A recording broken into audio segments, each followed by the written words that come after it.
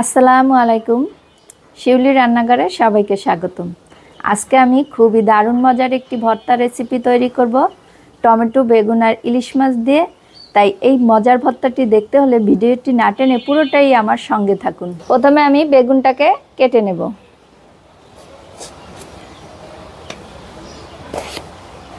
আমি বেগুন, ইলিশ মাছ এগুলোকে ভালো করে পরিষ্কার করে ধুয়ে নিয়েছি। এবার এর সাথে টমেটোগুলো দিয়ে দেব। এবার এর ভিতরে পরিমাণ মতো লবণ দিয়ে দিচ্ছি, দিয়ে দেব হলুদের গুঁড়া, দিয়ে দিচ্ছি মরিচের গুঁড়া। এরপর একসাথে ভালো করে মিক্স করে নেব। এগুলো ভালো করে এভাবে হলুদ, মরিচ, লবণ এগুলোর গায়ে মাখিয়ে নিতে হবে।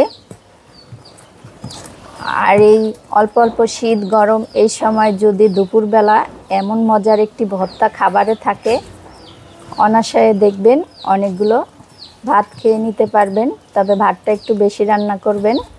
ইলিশ মাছ, বেগুন, টমেটো ভর্তাটি করার জন্য প্রথমে চুলাতে একটি কড়াই বসিয়ে এর ভিতরে আমি দিয়ে দিচ্ছি কিছুটা তেল।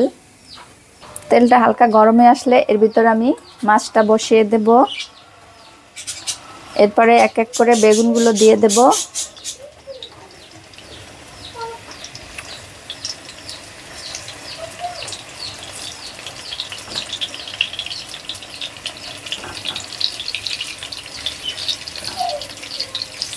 এর ভিতরে টমেটোগুলো দিয়ে দিচ্ছি। এরপরে এটা ঢাকনা দিয়ে ঢেকে দেব। এগুলোকে উল্টিয়ে দেব।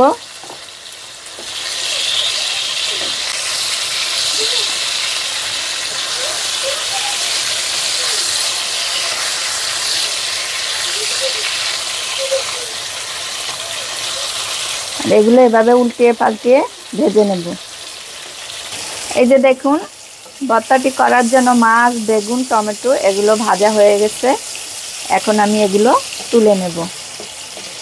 হয়তো অনেকে ভর্তা দেখে, এরকম ভর্তা দেখে অনেকভাবে অনেক কিছু কমেন্ট করবেন, ভাববেন যে এরকম খাবার তৈরি করে অনেকে আমাকে অনেক কিছু মনে করবেন।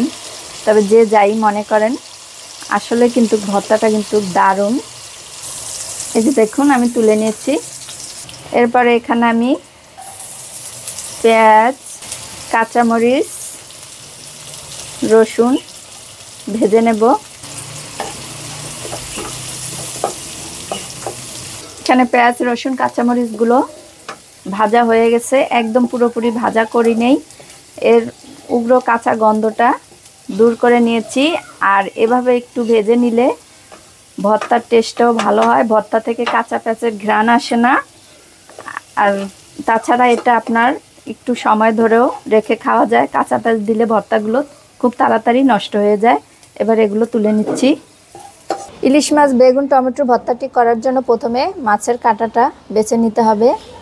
এই যে দেখুন, আমি মাছের কাঁটাগুলো বেছে নিয়েছি। পরে এখানে শুকনো মরিচ নিয়েছি 3টি। এগুলোকে গুঁড়ো করে নেব। আমরা বাঙালিরা ভর্তা প্রিয়। অনেকে আছে খাবারের সাথে ভর্তা না হলে দেখা যায় ভাতই খাওয়া হয় না। তাই এরকম যদি প্রতিদিন একটি একটি ভর্তা খাবারের সাথে থাকে, দেখবেন খাবার তো শেষ হবেই, আরও সবাই প্রশংসা করবে। এখন বেশিরভাগ রেস্টুরেন্টেও খাবারের সাথে অনেক পদের ভর্তার আইটেম রাখে। বেশি করে না বাছলে কাঁটা যদি আবার গলায় বাজে তখন তো আবার চিল্লাবা। এরপর এর ভিতরে দিয়ে দিচ্ছি ধনিয়া পাতা, দিয়ে দেব সরিষার তেল, দিয়ে আবারও ভর্তাটি মেখে নেব। আর এই মজাদার এই ভর্তাটি যদি আপনাদের ভালো লাগে, অবশ্যই আপনারা না খেলে বুঝবেন না খেতে কতটা মজা। যদি আপনাদের কষ্ট হয় খেতে, তবে অবশ্যই আমার বাসায় বেড়াতে আসবেন। আমি আপনাদেরকে এভাবে মজার মজার ভর্তা তৈরি করে খাবো। আপনাদেরকে নিয়ে ভর্তার দাওয়াত রইল। তৈরি হয়ে গেল আজকে আমাদের বেগুন, টমেটো, ইলিশ মাছের ভর্তাটি। আর কেমন হয়েছে আবারও বলছি, কমেন্ট করে জানাতে ভুলবেন না। আজকের মতো এখানেই বিদায় নিলাম। আসসালামু আলাইকুম।